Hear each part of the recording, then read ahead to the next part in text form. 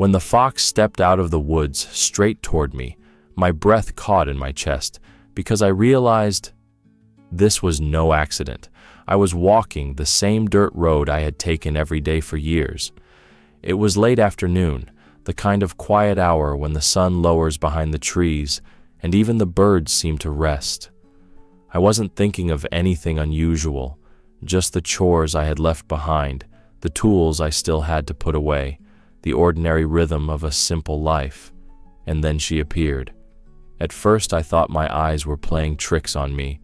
A fox, so close, standing in the open.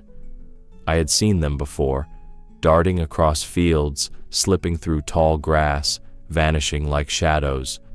But this one, she did not run, she did not even flinch. She was there, in front of me, her russet coat glowing against the fading light, her eyes fixed directly on mine.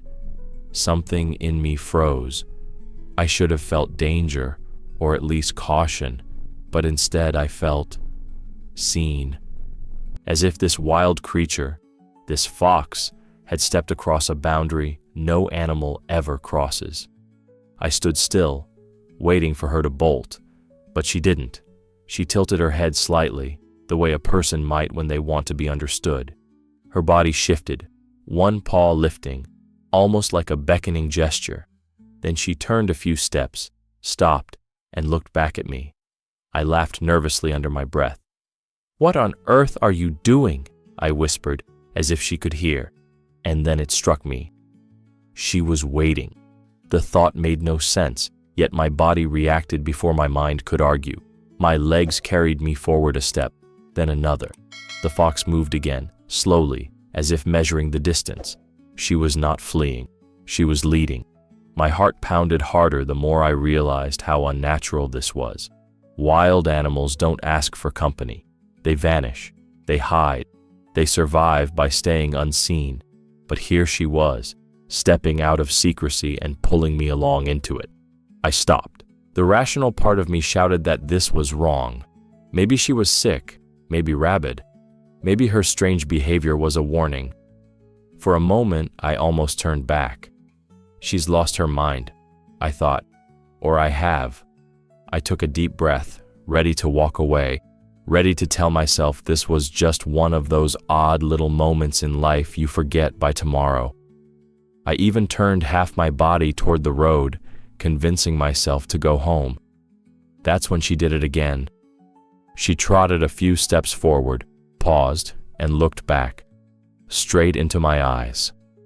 But this time it wasn't just a glance. It was pleading. I cannot explain it, but in those amber eyes there was something more than instinct. It was need. It was request. It was as if she had borrowed the language of humans and was speaking without words. I stood frozen, caught between reason and something far deeper. My throat felt tight. My skin prickled. I wanted to believe I was imagining it, but I knew I wasn't. She wanted me to follow, and suddenly the world around us, the still woods, the dimming sky, the silence that pressed against my ears, felt charged with meaning, as though everything had been arranged for this moment. I whispered, barely hearing myself, "This isn't possible." Yet she waited, patient, certain, watching me. And in that instant, I understood. If I turned away now, I would never forgive myself. I took a hesitant step after her, then another. My body moved as if pulled by a thread I couldn't see. Every part of me wanted to resist.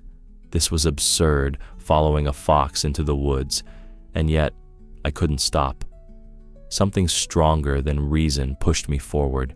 She walked in short bursts, not running, not hiding, but moving just far enough to keep me curious. She would trot ahead a few yards, then stop and turn, her amber eyes locked on mine each time, holding me there, like she needed to make sure I hadn't lost courage. Only when I moved closer did she continue, weaving deeper into the trees. It was the strangest rhythm. Advance, wait, watch. Advance, wait, watch. Almost like a guide leading a child. The woods grew darker as we entered, the evening light fading under thick branches. My breath grew shallow. I could feel the damp earth under my boots, the hush of leaves brushing against one another. Every sound seemed sharper, every shadow deeper. And through it all, that fox, always just ahead, always looking back. Goosebumps rose along my arms. I tried to convince myself it was nothing more than animal instinct. Maybe she was guarding a den, maybe warning me away. Maybe I was projecting human meaning onto wild behavior. I kept repeating those thoughts, desperate for logic. But then she stopped again, and I saw her eyes catch the last streak of sunlight. And I swear, she looked at me as if she was asking, begging. Her gaze was too direct, too intense to be dismissed as coincidence. It was not the look of a creature afraid for itself. It was the look of a creature pleading for help. I froze where I stood. My chest tightened. My throat burned. It was unbearable, that look, because it felt human. Her eyes watched me the way a mother might watch someone holding her child. Her eyes carried weight, urgency, and something close to trust. I whispered to myself, "She's asking me." I shook my head, almost laughing from the insanity of it. Animals don't ask. Animals don't reason. Animals don't look at you like that. And yet, I couldn't deny what I saw. My heartbeat quickened, louder than the crunch of leaves under my boots. The farther we went, the more it felt like I was crossing into another world, one where all the rules I knew about nature were being quietly rewritten before my eyes. Step after step, she pulled me deeper into the forest. I didn't recognize the path anymore. Branches brushed my shoulders. The air smelled damp, earthy, unfamiliar. I felt disoriented, as though she had led me not just farther into the woods, but into a different reality altogether. I stopped once, gripping a tree trunk, telling myself I had gone far enough. "This is madness," I muttered. "I'm following a fox into nowhere." I even turned halfway around, ready to retrace my steps, to walk back to the road, to return to the safety of what I knew. For a moment, relief washed over me. Yes, I would leave. Yes, I would go home. This would be nothing more than a strange story to laugh about. But then, just as I turned, a sound broke the silence. A faint cry. I froze. It wasn't the rustle of leaves or the call of a bird. It was sharper, thinner, trembling, like a whimper, like pain. The fox had stopped ahead of me, her ears pricked, her body tense. She looked back at me with such urgency that my chest clenched. I felt my knees weaken. My breath caught in my throat. The sound came again, fragile, muffled, but real. And in that moment, all thoughts of turning back vanished. Whatever lay ahead, she had brought me to it, and I knew, against every rational thought I had, that she needed me to hear it. The sound came again, thin, broken, almost like a cry muffled under leaves. My chest tightened. I pushed forward, branches scratching my arms, the ground soft and uneven beneath my boots. Every step felt heavier, every beat of my heart louder than the last. The fox was ahead of me, ears sharp, tail low, glancing back to make sure I followed. She darted forward, then froze, staring into a patch of undergrowth. That's when I saw it. At first I thought it was just a pile of brush, but then it moved, a small, trembling shape caught in the shadows. A sound like a whimper tore through the silence again. My stomach dropped. It was a fox cub, and he was trapped. His tiny paw was caught in the steel jaws of a rusted trap, the cruel metal biting into flesh. The cub writhed weakly, crying, his whole body shaking. For a moment, I couldn't breathe. My knees buckled, and I had to steady myself against a tree. This was why she had come for me. This was why she had looked at me the way she did. She hadn't lost her mind. She hadn't wandered aimlessly. She had led me here, step by step, to her child. My hands shook violently. Fear surged through me. Fear of being bitten. Fear of the wild mother standing so close. Fear of what I was about to do. Yet stronger than all of it was the unbearable sight of that cub, crying for help. I crouched slowly, whispering to myself, "Easy, easy." My fingers reached for the cruel iron. The cub flinched, baring his tiny teeth, a soft growl bubbling from his throat. And then I felt it, her eyes on me. The mother fox was only a few feet away. She stood perfectly still, her gaze locked on mine, her body taut with tension. One movement from her could have ended this. One leap, and her teeth would be at my throat. But she didn't move. She only watched. Her eyes. God, her eyes. She was asking me to do it. She was letting me touch her cub. Tears stung my eyes as I pressed down on the rusted mechanism. My hand slipped once, and the jaws snapped tighter, making the cub shriek. My stomach twisted. My heart felt like it would tear through my chest. Hold on, I whispered, half to the cub, half to myself. My hands were slick with sweat, trembling so badly I could hardly grip the cold iron. With all my strength, I forced the jaws open, just enough for the tiny paw to slip free.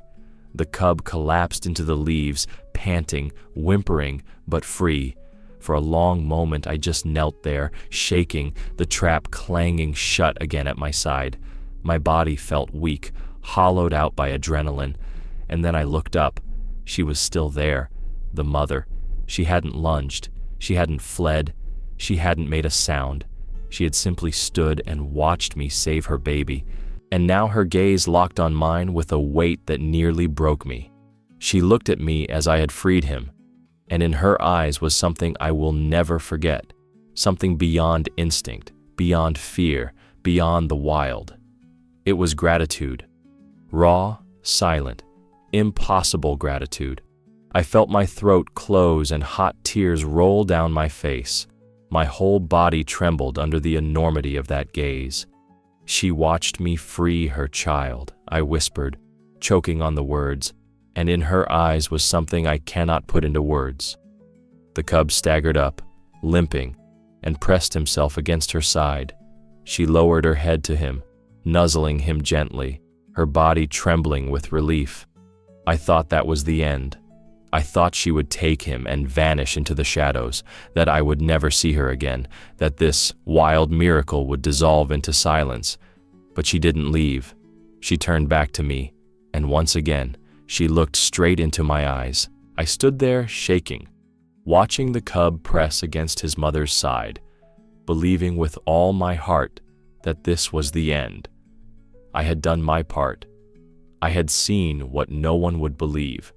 Surely now she would take her little one and vanish into the shadows. I even let out a long breath, my knees weak, my chest heavy, whispering to myself, "It's over." You can go home now, but she didn't leave. She lifted her head, looked at me one last time, then turned. Not back toward the woods where safety waited, but in the opposite direction. She trotted a few steps, stopped, and looked over her shoulder. She was calling me again. I shook my head, stunned. "No," I whispered. "No, you've had your miracle." "I'm done. I can't follow you deeper," but her eyes held me there. That same silent pull, that unbearable weight that refused to let me go. Why was I listening? Why was I letting a wild animal lead me into darkness? My mind screamed at me to turn back, to leave this madness behind. I was just a man, not a rescuer, not a saint, not some chosen messenger of nature. And yet my legs moved. Step after step I followed again. The forest grew thicker, the air colder. Every sound made me jump, a branch snapping, leaves rustling in the wind. My heart pounded so hard I could feel it in my fingertips. Why am I doing this? Why am I following a fox? The thought circled endlessly in my head. Fear gnawed at me. Doubt pressed heavy against my chest. And still I went on, because every time I slowed, every time I tried to stop, she would pause ahead, turn her head, and fix me with that impossible look. I couldn't walk away. Not from that. Minutes stretched like hours. My boots sank into damp earth. My breath came ragged, and then a sound again.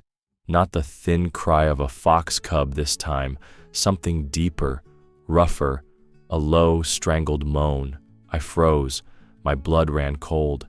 The fox moved ahead, toward a thick tangle of brush and barbed wire, the kind of cruel fencing men leave behind in forgotten places. And there, thrashing weakly, was a young moose, a calf. His long legs tangled in the wire, his hide cut open where he had struggled, dried blood staining his coat. His sides heaved with every desperate breath. I staggered forward, my hand covering my mouth. I had no words, only shock. "She led me here," I whispered hoarsely, not to her own, but to another's. The realization stopped me in my tracks. This wasn't about her cub anymore. She had already gotten what she wanted. She had her child safe beside her, and still, she had brought me here, to this helpless creature that was not hers. I dropped to my knees, the ground biting into me. My hands trembled as I reached for the twisted metal. The calf's huge dark eyes rolled toward me in terror. He kicked weakly, the wire tightening, cutting deeper. I whispered, desperate to calm him. "Easy, easy. I'll help you." My fingers worked clumsily, tugging at the sharp strands. The barbs tore at my skin, blood dripping down my knuckles. I winced, but I didn't stop. Each tug sent the wire biting deeper into my flesh, but all I could see was the trembling body of the calf, the sheer panic in his eyes. Behind me, I felt her gaze again. The fox, waiting, watching. I pulled harder, twisting the wire, forcing it open enough to slip the animal's leg free. The calf lurched, almost knocking me back, then stumbled to his feet. He stood trembling, sides heaving, eyes wide, and then, with a staggering leap, he bolted into the trees, disappearing into the forest. I fell back into the dirt, exhausted, my arms burning, my hands shredded and bleeding. My chest rose and fell in ragged gasps. For a moment, I tried to tell myself it was chance, a coincidence. I just happened to find him, I muttered, shaking my head. It was nothing more than luck, just a cruel accident and a lucky rescue. But when I lifted my eyes, she was still there. The fox, standing just a few feet away, her cub at her side, her eyes fixed on me, not moving, not leaving. She wasn't gone because it wasn't over. She hadn't let me believe in coincidence. She had made me see. The young moose vanished into the trees, crashing through the undergrowth until the sound of his desperate retreat faded into silence. I stayed on my knees, gasping for air, my hands burning with cuts, my whole body trembling from the effort, and then I realized I wasn't alone. I lifted my head, and there she was, the fox. She hadn't moved an inch while I struggled with the wire. She hadn't bolted when the calf burst free. She had stood there, steady and silent, her cub pressed against her leg, her eyes never leaving me. And now, as the forest grew quiet again, she stepped closer, slowly, calmly.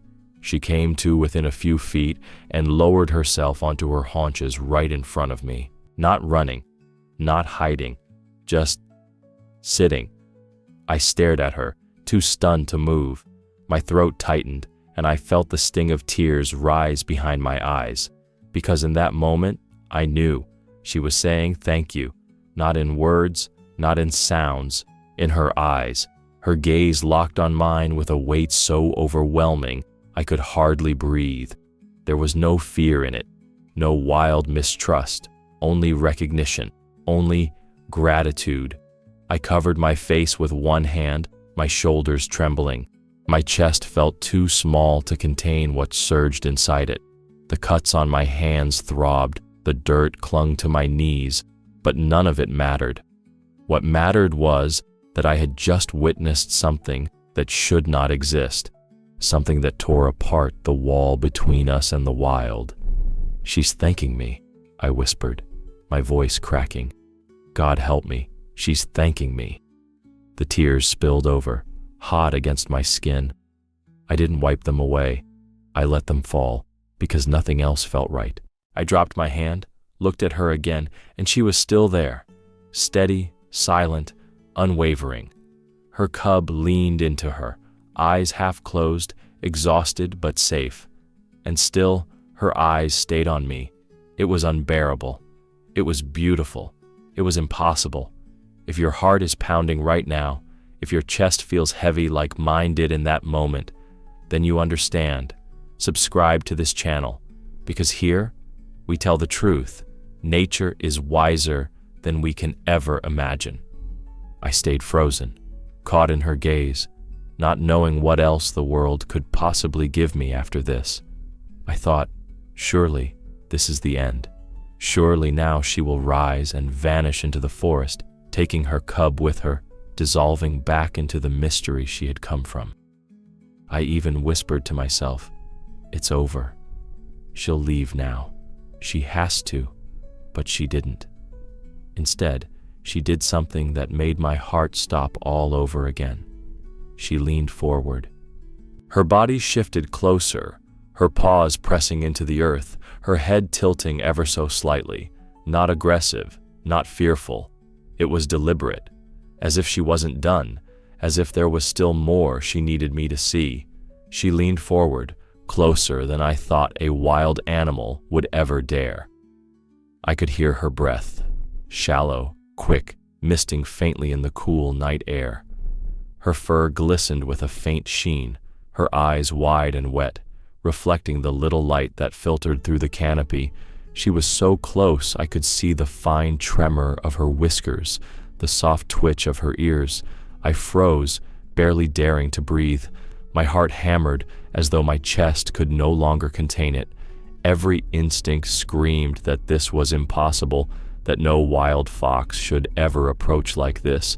And yet here she was, right in front of me, close enough that I could feel her presence press against the air between us.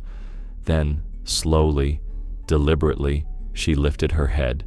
Her eyes shifted upward, and I followed her gaze. At first, I saw only the dark silhouette of branches tangled above, but then, movement. Perched on a thick limb, silent as carved stone, was a massive owl, its body hunched, feathers puffed, eyes like burning embers glowing down at us. For a heartbeat it did not move, and then, with a sudden rush of wings, it launched into the air. The wind of its flight brushed against my face, its wings spanned wide, vast and silent, beating above us with terrifying grace. It soared directly overhead, circling once before vanishing into the shadows beyond the trees. I stumbled back, nearly falling. The world tilted. My head spun with disbelief. The fox had shown me. She had wanted me to see it. And in that instant it felt as though the animals of the forest were not separate at all, but bound by some hidden thread, acting in a way no human could ever fully understand. Not coincidence, not chance, something else, something far greater. I pressed a hand to my forehead, dizzy, my legs unsteady. "This isn't real," I whispered. "It can't be real." But the silence that followed was heavy, absolute. The kind of silence that doesn't argue, it only confirms. When I lowered my gaze again, she was still there. The fox, steady, calm, her cub by her side. She had not fled at the owl's sudden flight. She had only waited, her eyes never leaving me. And then, without warning, she turned. Her body shifted back into motion, her tail flicking once as she padded into the shadows of the undergrowth. Her cub followed, limping but determined. I stood frozen, my chest aching with the weight of everything I had just seen. My mind shouted at me that it was done, that she had thanked me, that she had shown me more than any human had a right to witness. "This is goodbye," I whispered to myself, the words hollow in the still air. "She's leaving. That's the end." But then she stopped. At the edge of the clearing, half hidden by the brush, she turned her head and looked back. Her eyes locked with mine one more time, burning through the distance, pulling me forward like a hand tugging at my soul. And in that gaze, I felt it again, the unshakable truth that it wasn't over. Not yet. I couldn't resist her final glance. My feet moved before my mind could protest, and once again I followed her into the shadows. The air felt heavier now, charged, as if every step was carrying me deeper into a secret I was never meant to see. Branches scraped my shoulders, roots tugged at my boots, but I pressed on, my eyes locked on the flicker of her russet coat just ahead. Then the trees began to thin. The ground opened into a clearing, bathed in faint silver light from the rising moon. I stopped at the edge, my breath caught, unable to believe what I was seeing. In the middle of the clearing, more foxes, not one, not two, an entire family. They tumbled and played in the grass, darting at each other, rolling, yipping softly, their bodies glowing faintly in the pale light. Cubs chased tails, mothers nudged their young, the scene alive with a joy so pure it made my chest ache. And then she entered. The fox who had led me all this way stepped into the clearing, her injured cub pressed close against her. At once the other foxes turned toward her, their play halting, their eyes bright. The cub, weak but determined, staggered forward and suddenly broke into a desperate sprint. He flung himself into the group, yipping, nuzzling, his tiny body colliding against another cub who met him with frantic excitement. I felt my throat close, my vision blurred. I realized with a jolt, I was watching a reunion. The family had been broken, scattered, and now it was whole again. I covered my mouth with my hand, but the sobs still escaped. My body shook, tears streaming hot down my cheeks. I couldn't stop them. And then, one moment that carved itself into me forever.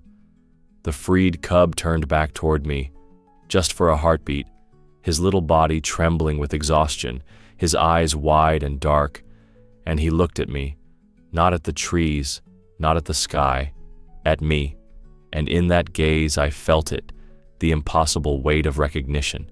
He looked at me as if I was one of them, as if I belonged to their story, not apart from it. My chest cracked open. I broke down, sobbing, whispering to myself. He looked at me like I was his own. I thought my heart couldn't hold it. I thought this was the peak, the final miracle. Surely this was where the story ended. Surely nothing could surpass this moment. I thought it was finished, I whispered to the night. I thought I had seen the end. But then it happened. The mother fox, the one who had led me, turned back toward me one last time. She left her family's circle of play, padded a few steps toward where I stood at the edge of the clearing. The forest seemed to hush. The cub stilled. Her eyes met mine, deep, burning, unforgettable. And in that silence, I knew. Something else was coming, something I was not ready for. I stood at the edge of the clearing, frozen, tears still wet on my face. The family of foxes played, reunited, whole again. And yet she, the mother, the one who had led me here, she wasn't finished with me. She broke away from the others, padding softly across the grass until she stood before me. The distance between us was so small I could hear the faint crunch of each paw step. Her cubs watched from behind, eyes shining in the moonlight, but none of them followed. This moment was only hers. She stopped just a few feet from me and lifted her head. Her eyes, glowing amber, pierced straight through me, steady and unyielding. For a moment, I thought she might come closer still, might press against me like a dog seeking comfort. My breath caught, my hands shook, my body torn between terror and reverence. And then she did something I will never forget. She lowered her head, not in fear, not in submission. It was deliberate, graceful, a movement so clear, so intentional, that I could only understand it one way. She bowed. My heart stopped. My vision blurred with tears. My knees weakened as though the earth itself had shifted under me. I gripped a branch just to keep myself upright. This wild creature who had dragged me into the forest, who had asked me to free her child, who had made me see what no man was ever meant to see. She bowed to me. I shook my head, whispering hoarsely, "No, no, this can't be real. This isn't possible." But it was, because I saw it. I lived it. When she lifted her head again, her eyes lingered on mine one final time. They burned with something I still cannot name. Gratitude, yes, but more than that, a recognition, an understanding, a bridge between our worlds that should never have existed but somehow did. Then, with a flick of her tail, she turned. She padded back into the clearing, her cub falling into step at her side. The others gathered around her, brushing against one another, their bodies alive with quiet joy. For a long moment, they all stood together, a family whole and unbroken. And then, they moved. One by one, silent as ghosts, they slipped back into the forest. Their shapes melted into the shadows until the clearing was empty, save for the faint rustle of grass where they had been. I remained alone. The silence pressed down on me, heavy, absolute. My legs trembled, my hands still stung from the cuts of barbed wire. My chest ached with the pounding of my heart. I could hardly breathe for the weight of what I had just witnessed. I whispered to the night, to no one, to myself, "This cannot be. It cannot happen." But I saw it. I swear to God, I saw it with my own eyes. I pressed a hand to my face, sobbing, trembling, unable to control the flood of emotion. My body felt weak, my soul raw. Never in my life had I felt so broken and yet so whole. And then the thought came, sharp, undeniable, searing into me like fire. Nature is wiser, nature is kinder, far more than we ever dare to believe. I stood there until the moon rose higher, the clearing empty, the world impossibly still. Finally, with legs that felt too heavy to move, I turned back toward home. Every step was unsteady, as though I was walking in a dream I could never explain to another soul. I knew no one would believe me. I knew if I spoke this aloud, it would sound like madness. But it didn't matter, because I knew the truth. I had seen it. I had been chosen to see it. And I will never forget. Such things don't happen. Not in this world, not in this life, but I swear to you, it happened. Nature is wiser, nature is kinder, nature is beyond anything we can explain, and I will carry this night with me until my last breath. Such a thing cannot be, but I saw it myself. If your heart right now is full of awe, if you feel what I felt standing in that clearing, write these words. Nature is wiser than us.